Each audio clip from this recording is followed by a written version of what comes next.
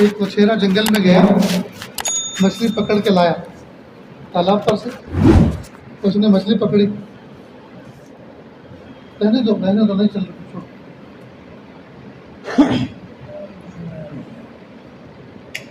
ایک مچھیرا تالاب پہ مچھلی پکڑنے گیا.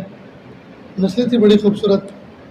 یہ پنکھا بند کرو، شور کر رہا ہے. اس نے سوچا کہ اگر میں اس کو بازار میں بیچوں گا تو روٹین کی جو قیمت ہے وہی دے گا کوئی اس کی، اور اگر میں اس کو بادشاہ کے دربار میں پیش کرتا ہوں تو بادشاہ خوش ہو جائے. تو کہا کیوں نہ میں بادشاہ کے دربار میں لے کے جاؤں. چنانچہ اس مچھلی کو بادشاہ کے دربار میں لے کر گئے.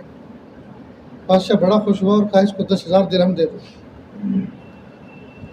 10,000 درہم دے دیے. بیوی تھی اس کی بڑی کنجوس بخیل.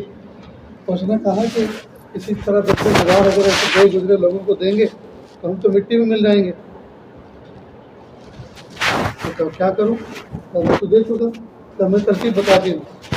اس کو بلاؤ، اس سے پوچھو کہ یہ لڑکی یہ مچھلی نر تھی یا مادہ. اگر کہے نر تھی تو کہنا کہ ہمیں نر کی ضرورت ہے، ہمیں مادہ کی ضرورت ہے. اور اگر کہے مادہ تھی تو کہنا کہ توبہ توبہ مادہ کی ضرورت، ہمیں تو نر کی ضرورت ہے. اور اس طرح سے اس سے پیسے لے لیں. بادشاہ اس کو بلایا، کہا بھائی یہ مچھلی نر تھی یا مادہ؟ کہ جی حضور یہ تو ہجڑا تھی. نر تھی نہ مادہ، یہ تو ہجڑا تھی. تو اس نے کہا 10,000 اور دے دو اس کو. تو وہ بھی خوش ہو گیا. 10,000 اور 20,000 مل گئے. اب بیوی نے سوچا کہ یہ تو ہم تو سوچ رہے تھے کہ 10,000 بھی واپس آ جائیں گے، تو 10,000 اور لے کے چلا گیا. اب ایک ٹوکری تھی جس کے اوپر اس نے سکے رکھ رکھے تھے. چند سکے نیچے گر گئے. جب نیچے گرے تو اس نے اٹھا کے رکھ لیے. اب بیوی جلی بلی جو تھی اس نے کہا دیکھا کتنا خسیس آدمی ہے. 2-3 سکے اگر گر گئے تھے تو کیا حرج ہے؟ 2-3 سکے اگر گر گئے تھے تو گرا رہنے دیتا. ہمارے جھاڑو پوچھا لگانے والے ان کے کام لگتے، خوش ہو جاتے.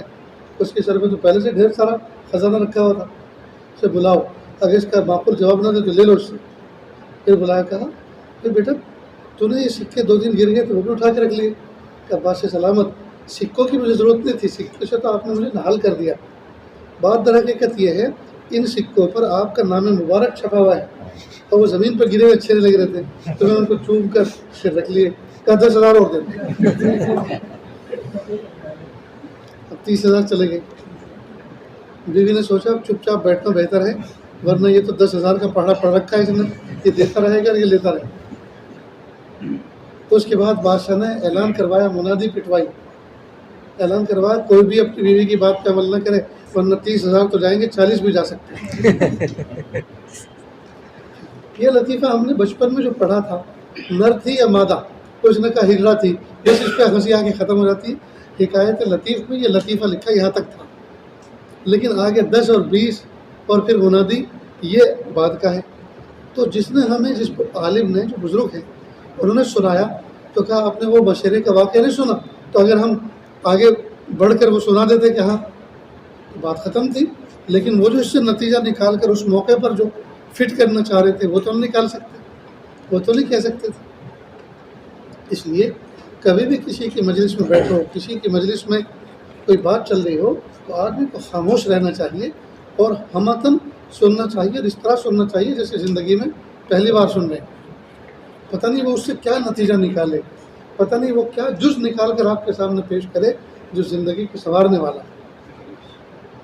اور محفلوں کے اندر آدمی کو چاہیے کہ خاموشی اختیار کرے، اس لیے کہ جو صدر محفل جو کچھ بات کر رہا ہو، وہ جو بات کہتا ہے اس میں جو تاثیر ہے، اس میں جو برکت ہے، وہ ہم لوگوں کی گفتگو میں نہیں ہوگی. یہ سوچنا چاہیے. بہرحال آپ حضرات اتنی بڑی تعداد میں اثر میں آئے ہوئے تھے، میں نے سوچا 2 بات آپ کے سامنے ذکر کروں. اس وقت میں یہاں سے جاؤں گا کسی جگہ، دعا کرنی ہے مجھے، نہ کسی سے ملاقات، نہ کسی سے مسافہ. راستہ دے دیں مجھے.